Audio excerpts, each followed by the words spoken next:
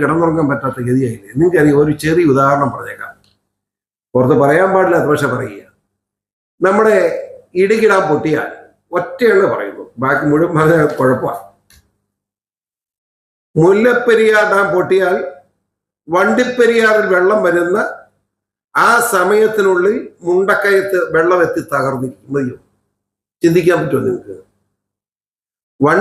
മുല്ലപ്പെരിയാറിൽ നിന്നും മുല്ലപ്പെരിയാർ ഡാമിൻ സൈറ്റിൽ നിന്നും വണ്ടിപ്പെരിയാറിൽ വെള്ളം വരുന്ന ആ സമയം കൊണ്ട് ഇത് ആരാ പറഞ്ഞു?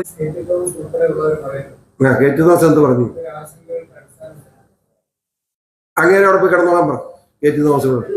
ഇതായില്ലേ കിളവനും? അയാൾക്ക് ഇനി എത്ര കൊല്ലം ജീവൻ കിട്ടാനാണ്?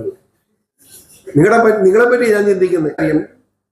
50 വർഷത്തിൽ കൂടുതൽ ഒരു ഡാമിനും ആയുസില്ലെന്ന് ശാസ്ത്രലോകം മുഴുവൻ ഉറക്കെ പ്രഖ്യാപിച്ചു.